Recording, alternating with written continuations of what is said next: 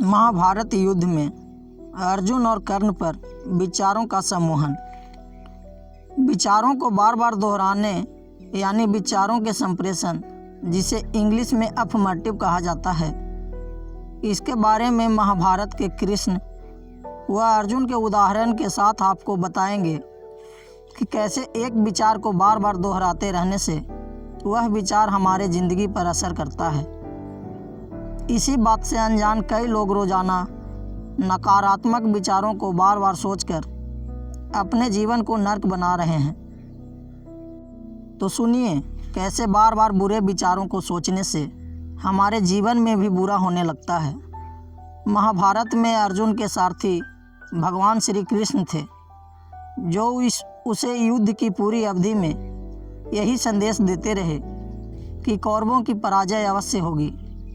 अर्जुन, तुम महावीर हो, तुम कर्ण को मारने में अवश्य सफल रहोगे।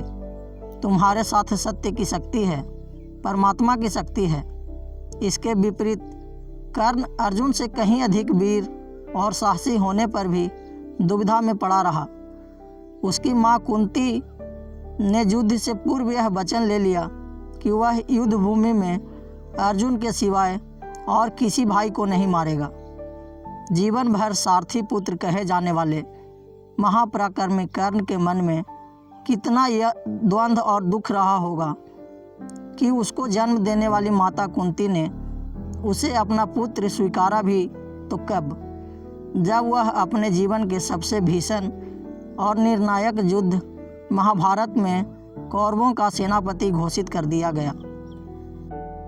एक ओर अपने भाई और दूसरी ओर जीवन भर कठिनाइयों में साथ देने वाले मित्र का प्रेम, और उसने कर्तव्य पालन के नाते दुर्योधन का साथ देने का ही निर्णय किया। सारथी पुत्र विशेषण से युक्त कर्ण के सेनापति बन जाने के बाद भी कोई प्रतिष्ठित राजा उसका सारथी नहीं बनना चाहता था। दुर्योधन ने अपने दबाव से मद्र देश के राजा शल्य को उसका सारथी बनने के लिए विवश किया, और शल्य, जो नकुल तथा सहदेव पांडवों के सगे मामा थे, कभी नहीं चाहते थे कि कर्ण की अर्जुन पर विजय प्राप्त हो। इसके लिए उन्होंने एक मनोवैज्ञानिक विधि अपनाई। कर्ण का रथ चलाते हुए भी वह उससे बार बार यह कहते कि तुम अर्जुन से हार जाओगे। इस बात का उन्होंने अनेक प्रकार से इतनी बार कहा कि कर्ण भी कसमसा उठा।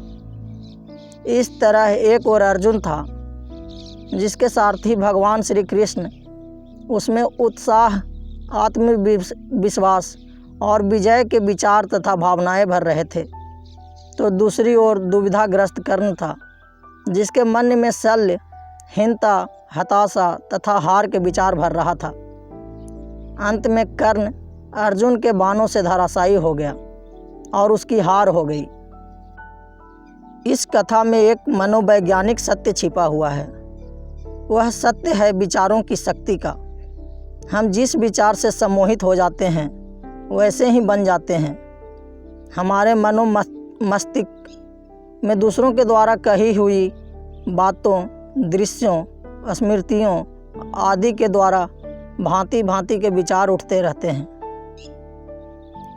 इसीलिए मनोचिकित्सक तथा आध्यात्मिक सदैव स्वास्थ्य, सुख तथा सफलता के विचारों को रखने की सलाह देते हैं।